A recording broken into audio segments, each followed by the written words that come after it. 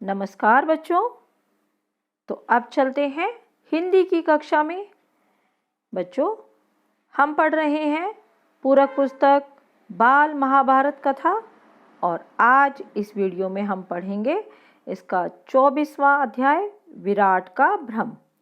अभी तक हमने जाना कि जो राजा सुशर्मा है उस पर विजय प्राप्त कर राजा विराट नगर को वापस लौटे हैं और उनके आने पर सभी जो नगरवासी हैं वे बहुत प्रसन्न हैं। उन्होंने उनका धूमधाम से स्वागत किया, लेकिन नगर में आकर राजा को पता चला कि जो राजकुमार उत्तर है वह कौरवों की सेना से लड़ने गए हैं। अब यह सुनकर राजा बहुत चिंतित हो उठे।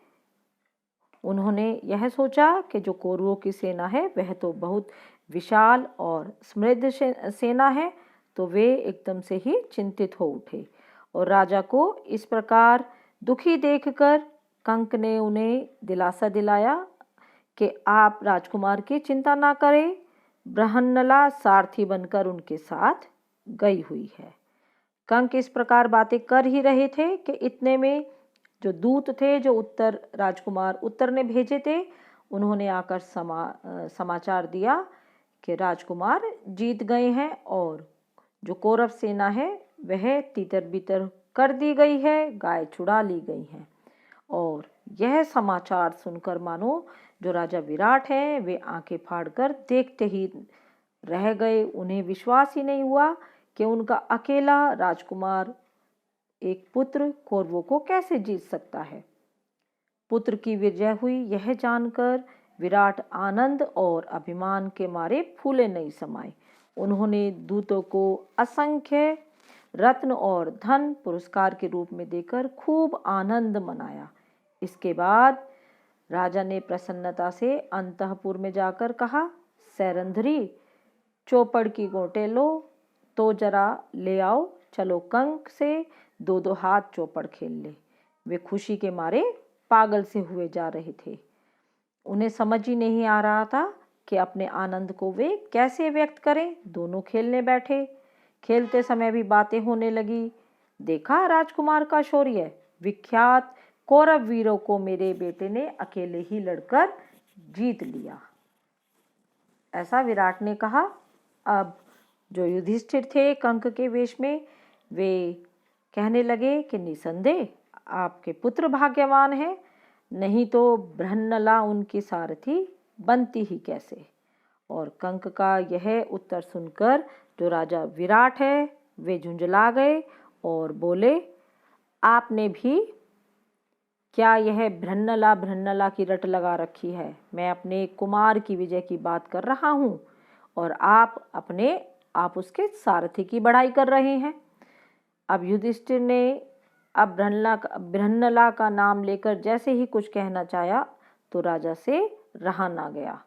उसने जो हाथ का पासा था वह उसके मुंह पर दे मारा, अर्थात युधिष्ठिर के मुंह पर दे मारा, और जो पासे की मार से उनके मुख पर चोट लग गई और वहां से खून बहने लगा। इतने में द्वारपाल ने आकर खबर दी कि राजकुमार उत्तर बृहन्नला के साथ द्वार पर खड़े हैं, राजा से भेंट करना चाहते हैं। और यह सुनते ही राजा ने जल्दी से उठकर कहा, आने दो आने दो। कंक ने इशारे से द्वारपाल को कहा कि सिर्फ राजकुमार को लाओ, बृहन्नला को नहीं। युधिष्ठिर को भय था कि कहीं राजा के हाथों उनको जो चोट लगी है उसे देखकर कहीं अर्जुन को क्रोध ना आ जाए और वे कुछ गड़बड़ी ना कर दे। यही सोचकर उन्होंने द्वारपाल को यह आदेश दिया था। राजकुमार उत्तर ने प्रवेश करके पहले पिता को नमस्कार किया, फिर कंक को प्रणाम करना ही चाहते थे कि उनके मुख से खून बहता देखकर चकित रह गए। उसे अर्जुन से मालूम हो चुका था कि कंक तो असल में युधिष्ठिर ही हैं। उसने पूछा, पिताजी, किसने यह पीड़ा पहुंचाई? विराट ने कहा, बेटा, क्रोध में मैंने चौपड़ के पासे फेंक मारे। क्यों, तुम उदास क्यों हो गए? और पिता का उत्तर सुनकर जो उनका राजकुमार था उत्तर, वह कांप गया। विराट कुछ समझ ही न सके कि क्या बात है। उत्तर ने आग्रह किया तो उन्होंने कंक के पैरों पड़कर क्षमा याचना की। इसके बाद उत्तर को गले लगा लिया और बोले, बेटा बड़े वीर हो तुम। उत्तर ने कहा, पिताजी मैंने कोई सेना नहीं हराई, मैं तो लड़ा ही नहीं। बड़ी उत्कंठा के साथ राजा ने पूछा, तो कौन था वह वीर, कहाँ है वह, बुला लाओ उसे। और राजकुमार ने कहा, पिताजी मेरा विश्वास है कि आज या कल वह अवश्य प्रकट होंगे। और थोड़ी देर तक तो पांडवों ने सोचा कि अब ज़्यादा विवाद करना और अपने को छिपाए रखना ठीक नहीं है। यह सोचकर अर्जुन ने पहले राजा विराट को और उसके बाद में सारी सभा को अपना असली परिचय दे ही दिया। लोगों के आश्चर्य और आनंद का ठिकाना ना रहा। सभा में कोलाहल मच गया। राजा विराट का हृदय कृतज्ञता, आनंद और आश्चर्य से तरंगित हो उठा।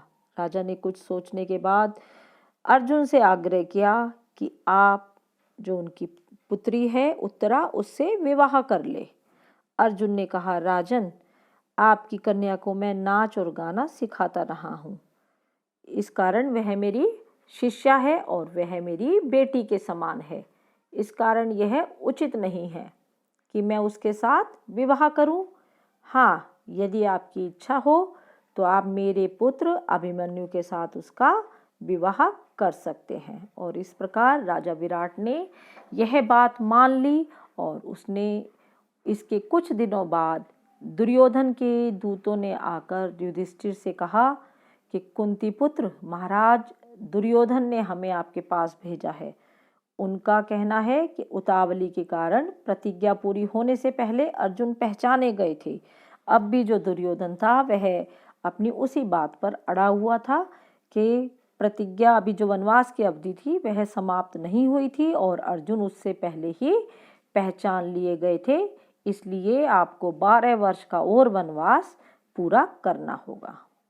अब इस पर युधिष्ठिर हंस पड़े और बोले, दूतगण शीघ्र ही वापस जाकर दुर्योधन को कहो कि वह पितामह भीष्म और जानकारों से पूछकर इस बात का निश्चय करे कि अर्जुन जब प्रकट हुआ था तब प्रतिज्ञा की अवधि पूरी हो चुकी थी या नहीं। मेरा यह दावा है कि 13वां वर्ष पूरा होने के बाद ही अर्जुन ने धनुष की टंकार की थी, अर्थात जो उनका वनवास का समय था वह पूर्ण हो चुका था और जो वह अगले 12 वर्ष के वनवास का जो संदेश लाए थे वह सही नहीं है। तो बच्चों, यह तो था पाठ 24।